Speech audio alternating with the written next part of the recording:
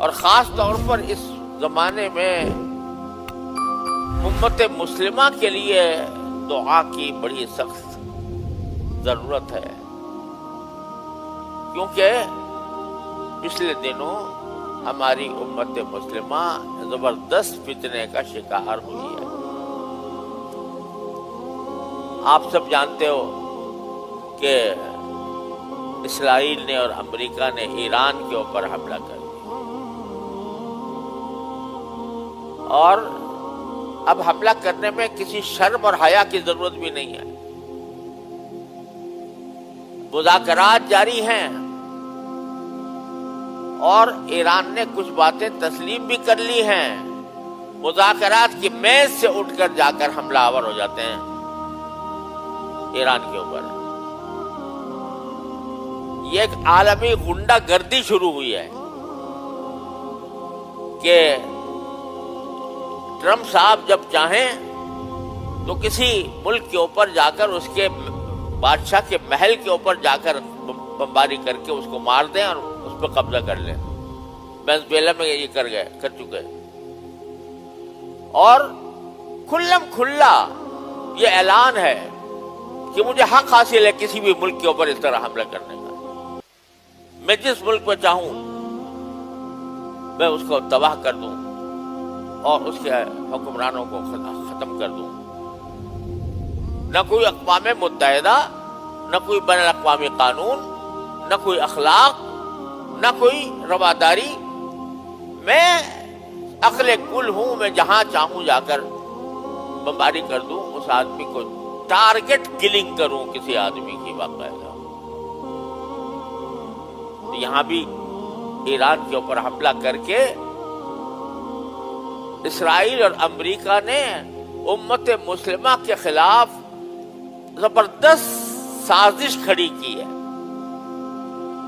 مقصد اس کا یہ ہے کہ مسلمان آپس میں متحد نہ ہوں، مسلمانوں کو مسلمانوں سے لڑا دیا جائے۔ ایران پر حملہ ہوا،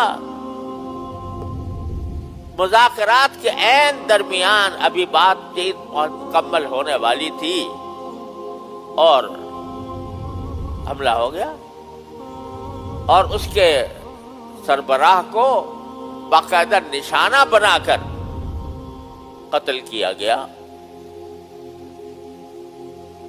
یہ جنگل کا قانون، یہ عالمی غنڈہ گردی، اس کا ارتکاب کیا اس رمضان کے اندر۔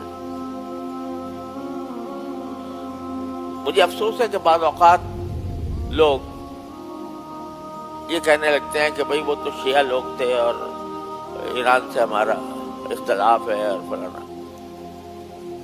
خدا کے بندو، اس امریکہ اور اسرائیل نے اس پر اس لیے حملہ نہیں کیا کہ وہ شیعہ تھا، وہ اس لیے حملہ کیا کہ وہ عالم اسلام کا ایک رکن تھا، اور اس کے نتیجے میں اس کو حملہ کرنے پر اکسایا خلیج کے ممالک کے اوپر،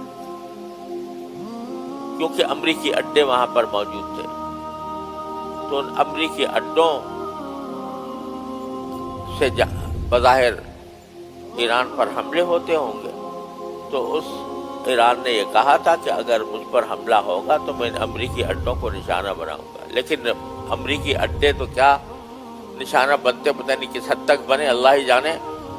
لیکن اس کے نتیجے میں خلیج کے ملکوں میں شہری مر رہے ہیں، شہری سہولیات کو ختم کیا جا رہا ہے، اور اس میں جو شہری عمارتیں ہیں وہ تباہ ہو رہی ہیں۔ مقصد کیا ہے کہ کسی طرح ان کو آپس میں لڑا کر اور ہماری اپنی چودراہٹ قائم ہو جائے۔ اب جس ملک کے اوپر حملہ کر رہا ہے، جس کے سربراہ کو قتل کیا ٹارگٹ کلنگ کر کے، اب وہ جب اپنا نیا کوئی سربراہ مقرر کرنا چاہتے ہیں تو तो हजरत फरमा रहे हैं टरम साहब कि मुझे शामिल करो इस मशवरे में कि तुम्हारा नया सरबराह कौन होगा, मुझे ये कबूल नहीं है जो तुम बोले।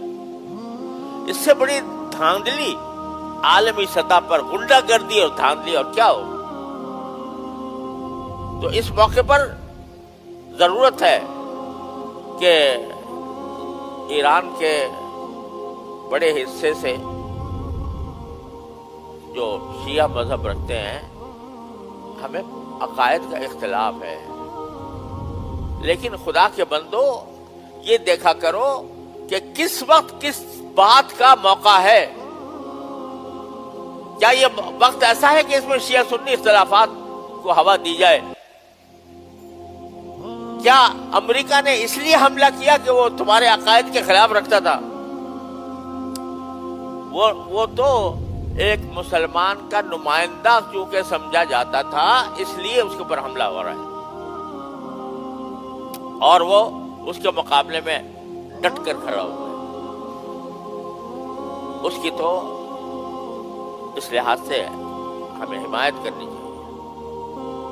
और ये अच्छी बात है कि हमारी हुकूमत ने भी ईरान के साथ इस मामले में हम आहंगी का ऐलान किया।